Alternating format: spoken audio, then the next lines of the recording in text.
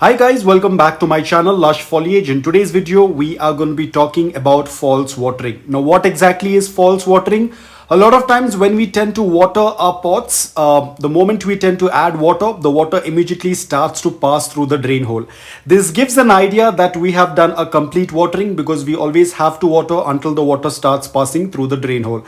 Now over here, as you can see, the moment I added water, the water started passing through the drain hole, giving us an idea that we have done a complete watering because the water has passed through the drain hole. But actually, you have not watered the soil at all because there were a lot of gaps at the edges.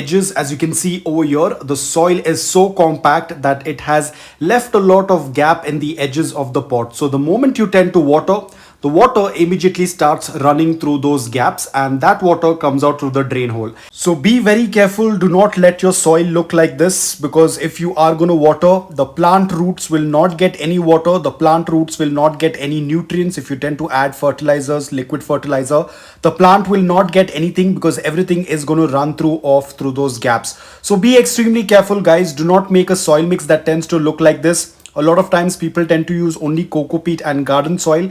That tends to make the soil mix very compact like this, and the roots are deprived of water or any kind of nutrients. If I'm going to turn this pot around to take out the soil, a good soil will disperse, but here you will be able to see it looks like a compact piece of clay.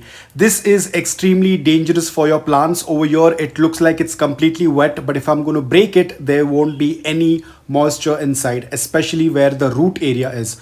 So in order to make this mix very loose, you have to add sand, or you can add perlite, or you can add pumice. You can add any gritty material, but please do not let your soil look like this. Over the period of time, your plant will slowly start to die. No matter how many ever times you add water, no matter how many ever times you add fertilizers, nothing is going to reach to the plant because the roots will not be able to absorb. Every time you water or you add fertilizers, it is going to slip through those edges and everything is going to come out. So be very careful. I have seen a lot of people having a soil mix like this. So be extremely careful. If you are going to have a mix like this, it is not going to work out really well. As you can see, even after lifting it up and putting it back into the pot, you can see it's still not breaking. It's still not very gritty. It's still very compact. This is not a very ideal mix. So most of the foliage plants will definitely die in this. Probably they might survive for a couple of weeks and eventually they will start to die.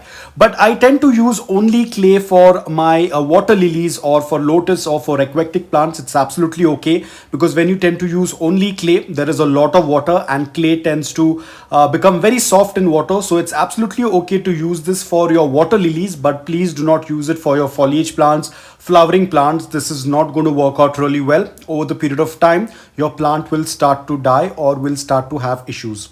So guys, that's all about it. I hope that this video was helpful to you. If it was, please hit the like button. If you're new to my channel, please consider subscribing to it. Until then, take care, stay safe and keep propagating.